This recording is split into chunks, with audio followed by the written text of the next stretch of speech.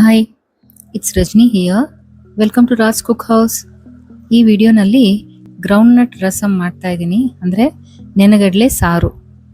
ಇದು high protein ಇರುವಂಥದ್ದು, very good, very healthy. First ಒಂದು ಬೌಲ್ ಮೊಸರು, ಅಂದರೆ ಅರ್ಧ ಲೀಟ್ರ್ ತೊಗೊಂಡಿದ್ದೀನಿ. ಚೆನ್ನಾಗಿ ಕಡಿಬೇಕು, ಒಂದು ಚೂರು ಲಮ್ಸ್ ಇರಬಾರ್ದು. ಆ ಥರ ಕಡ್ದಾದ್ರ ಮೇಲೆ ಪಕ್ಕಕ್ಕೆ ಇಟ್ಕೋಬೇಕು ಅದನ್ನು. ನಂತರ ಒಂದು ಪ್ಯಾನ್ಗೆ 3 ಸ್ಪೂನ್ ಎಣ್ಣೆ ಹಾಕ್ಬಿಟ್ಟು ಅದಕ್ಕೆ 1 ಕಪ್ ನೆನಗಡಲೆ ಹಾಕಿ ಗೋಲ್ಡನ್ ಕಲರ್ ಬರೋವರೆಗೂ ಹುರಿಬೇಕು. ಅದನ್ನು ಹುರಿದಾದ್ರ ಮೇಲೆ ತಣ್ಣಗಾಗ್ಲಿಕ್ಕೆ ಬಿಡಬೇಕು. ನಂತರ ಅದನ್ನೇ ಮಿಕ್ಸಿ ಜಾರ್ಗೆ ಹಾಕ್ಕೋಬೇಕು. ಅದಕ್ಕೇನೆ ಜೀರಿಗೆ 1 ಸ್ಪೂನು, ಬೆಳ್ಳುಳ್ಳಿ 10 ಎಸಳು, ಶುಂಠಿ 1 ಇಂಚು ಹಾಕಿ ತರಿ ಮಾಡಿ ಅದನ್ನು. ನಂತರ ಮತ್ತೆ ಓಪನ್ ಮಾಡಿಬಿಟ್ಟು ಅದಕ್ಕೇನೆ ಕೊತ್ತಂಬರಿ ಸೊಪ್ಪು ಸ್ವಲ್ಪ, ಪುದೀನ ತುಂಬ ಕಮ್ಮಿ ಹಾಕಬೇಕು, ಇಲ್ಲಾಂದರೆ ಅದ್ರದ್ದು ಫ್ಲೇವರ್ ತುಂಬ ಜಾಸ್ತಿ ಆಗಿಬಿಡುತ್ತೆ. ಹಾಕಿ ಹಸಿಮೆಣಸಿನ್ಕಾಯಿ ಖಾರಕ್ಕೆ ಎಷ್ಟು ಬೇಕೋ ಅಷ್ಟು ಹಾಕಿ ನೈಸಾಗಿ ರುಬ್ಕೋಬೇಕು, ನೀರಿಲ್ದೇನೆ ಈ ಥರ. ನಂತರ ಕಡ್ದಿರೋ ಮೊಸರು ಇದೆಯಲ್ಲ, ಅದಕ್ಕೇನೆ ಈ ರುಬ್ಬಿದ ಮಸಾಲೆನ ಹಾಕ್ಬಿಟ್ಟು ಚೆನ್ನಾಗಿ ಮಿಕ್ಸ್ ಮಾಡ್ಕೋಬೇಕು. ಇದ್ರಲ್ಲೂ ಅಷ್ಟೇನೆ ಲಮ್ಸ್ ಇರಬಾರ್ದು, ಗಂಟುಗಳು ಇರಬಾರ್ದು. ಇದು ನೀರು ಹಾಕದೆ ರುಬ್ಬಿರ್ತೀವಲ್ಲ, ಸ್ವಲ್ಪ ಮಸಾಲೆ ಒಂಥರ ಗಟ್ಟಿ ಗಟ್ಟಿ ಇರುತ್ತೆ, ಉಂಡೆ ಬರುತ್ತೆ, ಉಂಡೆ ಥರ ಆಗುತ್ತೆ. ಅದಾಗದೇ ಇರೋ ಹಾಗೆ ಚೆನ್ನಾಗಿ ಈ ಥರ ಮಿಕ್ಸ್ ಮಾಡ್ಕೋಬೇಕು.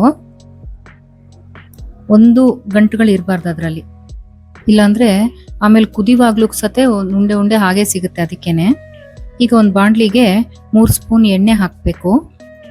ಹಾಕಿ ಸಾಸಿವೆ ಅರ್ಧ ಸ್ಪೂನು, ಜೀರಿಗೆ ಅರ್ಧ ಸ್ಪೂನು ಹಾಕಿ ಕಡಲೆಬೇಳೆನೂ ಅರ್ಧ ಸ್ಪೂನು, ಆಮೇಲೆ ಒಣಮೆಣಸಿನ್ಕಾಯಿ ಒಂದನ್ನ 2 ಭಾಗ ಮಾಡಿ ತುಂಡು ಮಾಡಿ ಹಾಕ್ಕೋಬೇಕು. ಮತ್ತು ಕರಿಬೇವು ಇಷ್ಟನ್ನು ಹಾಕಿ ಈರುಳ್ಳಿ ಹಾಕ್ಕೋಬೇಕು. ಉದ್ದಕ್ಕೆ ಹಚ್ಕೊಂಡಿರುವಂಥ ಈರುಳ್ಳಿ ಅರ್ಧ ಕಪ್ಪು ತೊಗೊಂಡಿದ್ದೀನಿ. ಹತ್ರ 2 ಮೀಡಿಯಮ್ ಸೈಜ್ ಈರುಳ್ಳಿನ ಹಚ್ಚಿ ಹಾಕಿದ್ದೀನಿ. ಹಾಕ್ಬಿಟ್ಟು ಚೆನ್ನಾಗಿ ಫ್ರೈ ಮಾಡಬೇಕು ಅದನ್ನು. ಅದು ಟ್ರಾನ್ಸ್ಪರೆಂಟ್ ಆಗಬೇಕು ಆ ಈರುಳ್ಳಿ, ಅಲ್ಲಿವರೆಗೂ ಫ್ರೈ ಮಾಡ್ಕೋಬೇಕು ಅದನ್ನು. ಬಣ್ಣ ಚೇಂಜ್ ಆಗತ್ತದು. ಬಣ್ಣ ಚೇಂಜ್ ಆದ್ರ ಮೇಲೆ ಅದಕ್ಕೆ ಅರಿಶಿನ ಹಾಕಬೇಕು. ಅರಿಶಿನ ಹಾಕಿ ನಂತರ ರುಚಿಗೆ ತಕ್ಕಷ್ಟು ಉಪ್ಪು ಹಾಕಿ ಮತ್ತೆ ಬಾಡಿಸಿ ಆದ್ರ ಮೇಲೆ ಒಲೆನ ಸಿಮ್ ಮಾಡ್ಕೋಬೇಕು. ಸಿಮ್ಮಲ್ಲೇ ಇಟ್ಕೊಂಡು ಈ ಮೊಸರು ಮಿಶ್ರಣ ಇದೆಯಲ್ಲ, ಮಸಾಲೆ ಹಾಕಿ ಮಿಕ್ಸ್ ಮಾಡಿ ಇಟ್ಕೊಂಡಿದ್ದು ಮೊಸರು ಮಿಶ್ರಣ ಇದೆಯಲ್ಲ, ಅದನ್ನ ಬಾಣ್ಲಿಗೆ ಹಾಕ್ಕೋಬೇಕು. ಹಾಕಿ ಬೌಲನ್ನ ಮತ್ತು ಮಿಕ್ಸಿ ಜಾರನ್ನ ಎರಡನ್ನೂ ತೊಳಸಿ ಹಾಕ್ಕೋಬೇಕು.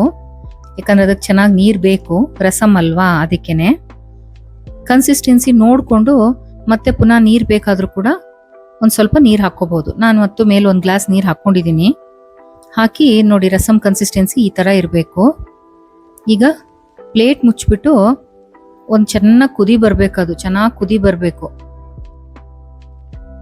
ಅದು ಕುದ್ರ ಮೇಲೆ ಒಲೆ ಆಫ್ ಮಾಡಿ ಕೊತ್ತಂಬರಿ ಸೊಪ್ಪು ಹಾಕೋದು, ಅಷ್ಟೇನೆ.